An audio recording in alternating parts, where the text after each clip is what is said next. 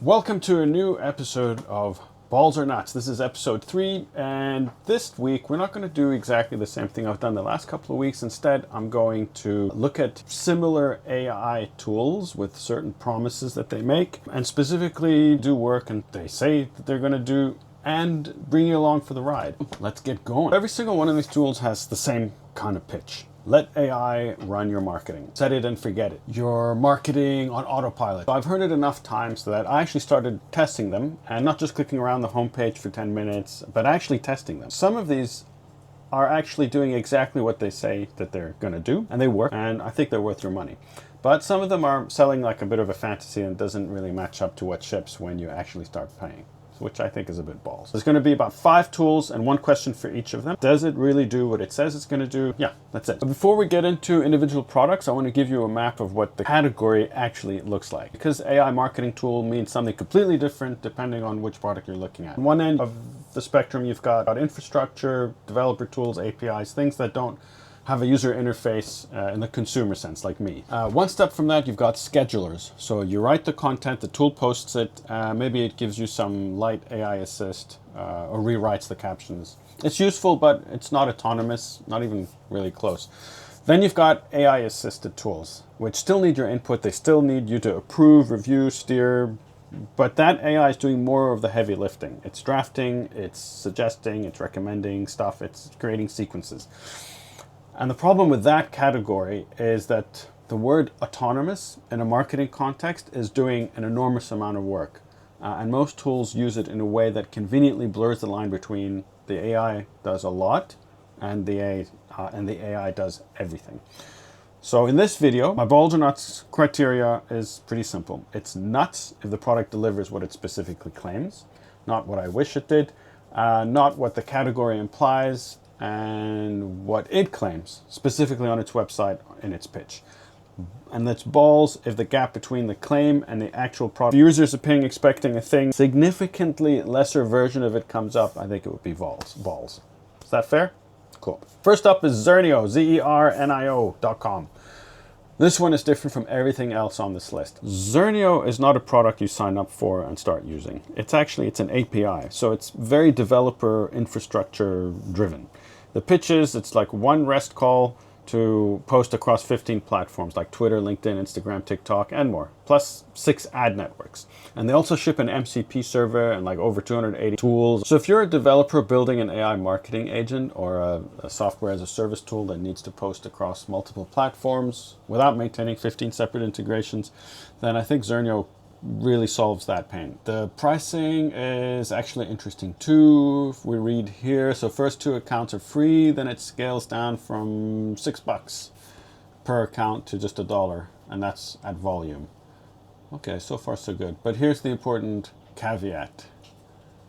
It's based on infrastructure. So if you're a solo founder like me, and you're looking for a tool to run your marketing, Zernio might not be the one for you. Not directly anyway. I think you need to be comfortable with API, or you need someone to build a layer on top of it. The reason it's on this list is because a lot of tools I'm about to review could be, or are actually built on top of this kind of layer. My verdict on Zernio is that it's nuts, because it's honest about what it is. The documentation on the website is pretty clear, the pricing is reasonable, and the promise is quite specific, and I think that they actually deliver on that. Next on the list is Buffer. So most of you know Buffer. It's been around for a long time, especially if you've been using it for marketing. It's a very classic social media scheduler.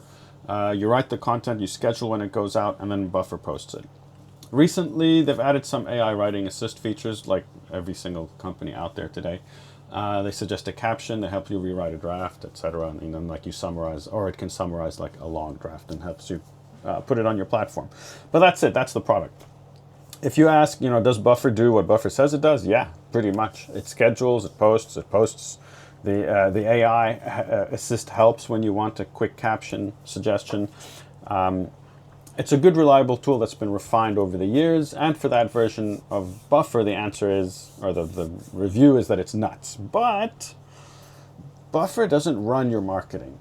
Let's be honest, it never really claimed to, so I don't even know why I'm saying that. But anyway, if you found Buffer by searching autonomous AI marketing, then it's a mismatch, because I searched for that and that's what I got. It's nuts for what it is. It's a reliable schedule with a light AI assist and does exactly what it promises. Hype Fury. This one is mostly a Twitter/X tool. They've added LinkedIn support, but let's be honest, it's a Twitter product at its core. I don't really use Twitter, so I can't give a good review on it, but what it does is it schedules evergreen content, recycling, and retweet, and features gets the attention, and it does autoplugs. How autoplugs work. It's a tweet of yours, gains traction, it gets a certain number of likes or engagements, and then Hype Fury automatically fires a follow-up reply written by you in advance that promotes your product, your newsletter, your whatever. You know, I'm sure you've all received these things or have seen them on Twitter, like immediate responses, and you think, ooh, they're watching. Clever. It's not AI writing anything. It's automation of distribution of content that you already created. Hype Fury doesn't pretend to write your content. It's a distribution amplifier, not a content creator. The narrow scope is quite honest. So it says we're good at Twitter and we do these specific things and we don't claim to be something bigger, which is great. I think a lot of companies can learn from that. The hyper focus. So maybe that's why it's called Hype Fury. I think that makes it not solid, narrow product. It delivers on the specific things it claimed. The autoplug mechanic is useful, and for Twitter native growth strategies, it's perfect. It also isn't autonomous marketing. It's not even close, but it doesn't claim to be. I'm repeating myself. Sorry about that. Taplio. I don't know how to pronounce it, but I guess Taplio in Finland. LinkedIn focused growth tool. This one actually does generate content using AI. You can use it to draft posts, schedule them, and then it has some lead generation and basic CRM features, which are built in for LinkedIn outreach. So if you're a LinkedIn first founder or a consultant who wants AI to help creating content and managing your LinkedIn, then Taplio is actually built for that exact use case. I typically use a lot of LinkedIn. The AI content generation in Taplio is AI assisted, so you're still kind of in the loop. You're reviewing drafts, tweaking tone, choosing which posts to go out. It's not writing your strategy from scratch. It's just a co-pilot, not an autopilot. They do what they claim to say. I think it's nuts, especially for a LinkedIn power user.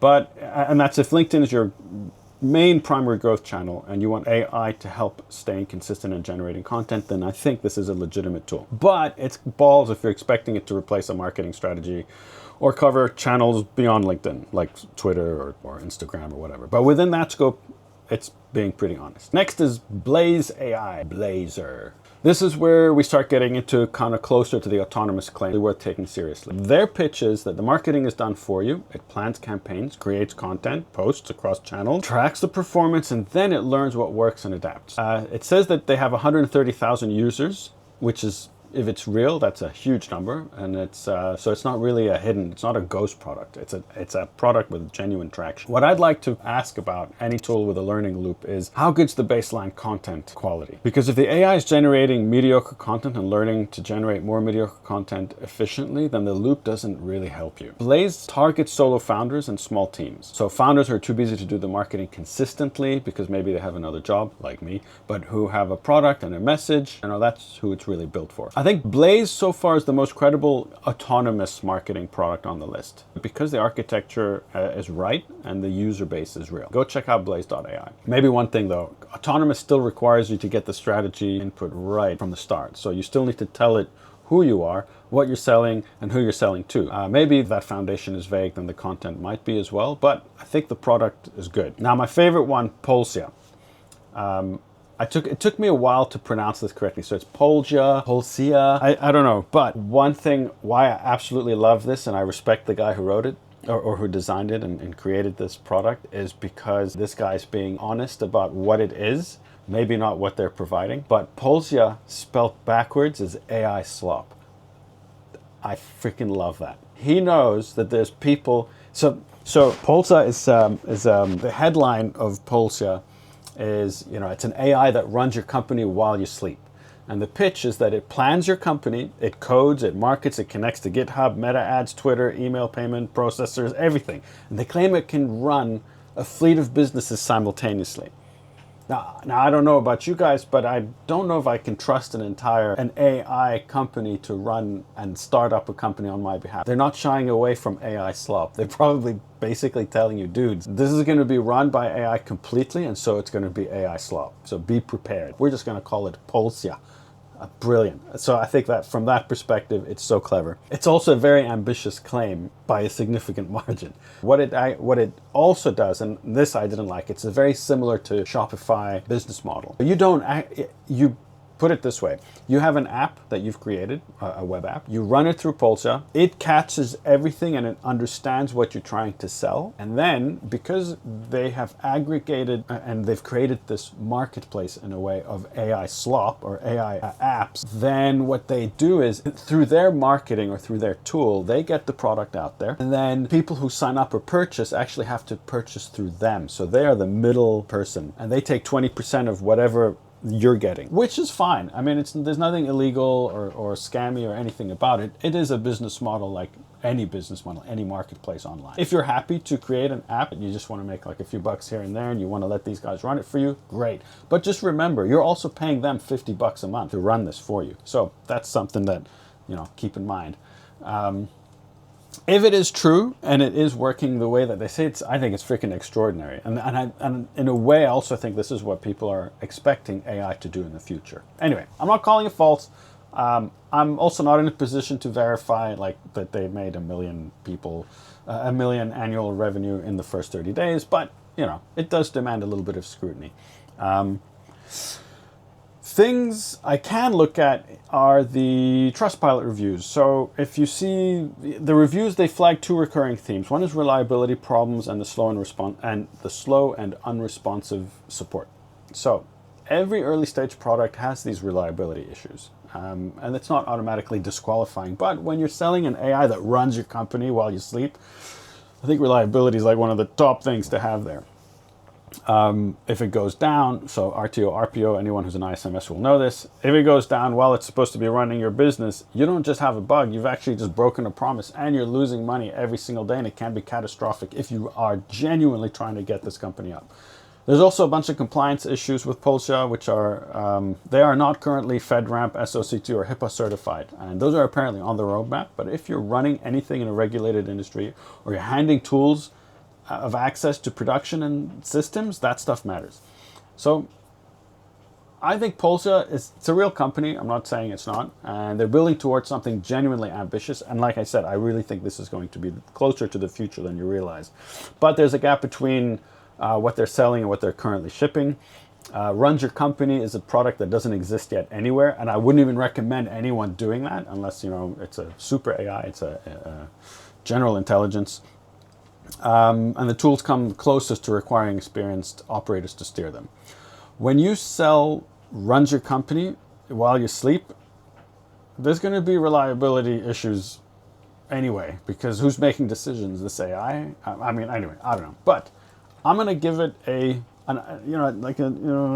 balls a bit, but not because because I don't think it's a good idea. But when your ambition is so far ahead of the current execution and users are paying based on that ambition, I think it becomes a problem. But anyway, what do I know? Let's see. Let's come back in like a year and see what happened. Maybe the product closes the gap. Maybe right now this gap is too big. Next one, and this one, full disclosure, this is my own one. I actually did this for me. I don't like AI writing my content. What I like to do is give it an idea. It gives me a text, and then I completely rewrite it in my own voice and my own words. I take things out, add things, and that kind of, and that's what I do. I created this app now, Solo Grow, because I wanted to have a scheduler, a reminder of what to upload and update every single day or every week or whichever for any of my products. The product is Solo Grow. It's at sologrow.actively.com, and it looks like this. The target user, as I said earlier, is really the solo founder, someone who has a product or a website and they don't have a marketing infrastructure or the time to market or the money to market as much as they'd like to. And here's how it works. So you enter your website URL, the system scrapes it, it reads your product, your positioning, your copy, and then from that it builds a founder persona. So your ideal customer profile, your tone of voice, your key differentiators, and then you can review it and you can edit it and you can approve it.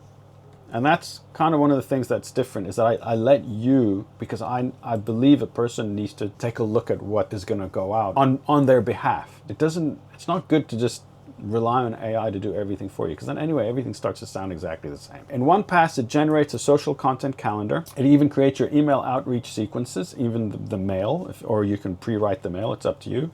Gives a landing page copy and search engine optimization article draft. All of that goes into a review dashboard. Nothing publishes until you say publish. You have to approve everything as well. The part that I think is genuinely different from all the others is the learning loop. Every time you approve or reject a post, the system learns your preference per platform, like what length you like, what tone, what format. Over time, this generated content gets closer to what you'd actually write yourself. When your post queue drops, especially if it drops below 3 posts, then it auto-generates a new batch using what it's learned. So you don't have to come back and ask it to run again. So it runs in the background for you. And that's the only autonomous part that I think kind of in practice, it's more real and not just a pitch. The philosophy I built into this is quite different from Polsia's or any of the others. So like Polsia says, we'll run your company. Solo Grow says, we keep your marketing moving. AI works for you and not instead of you. You own every piece of content. And if you stop paying tomorrow, the content you've created is yours. There's no lock-in, unlike some of the others. And that, to me, that's why I created this. It's a deliberate choice, because I've used tools where the moment you cancel, you lose access to the content library that the AI built. And that always, to me, felt like a hostage situation. Do you know what else does that? Cloud services, So in this case, nothing belongs to SoloGrow. It belongs to you, as it should. My verdict, because it's my product, is I think that this is nuts, because I put you guys first. I put the person first before the AI. And the review first philosophy is real and it's deliberate. The learning loop is live and it does what it claims. Okay, and now let's run the board. Let's see all the tools we shared and where they land. Comment in the bottom, tell me if you agree, and we'll take it from there. Right, peace, thanks for joining. Excellent.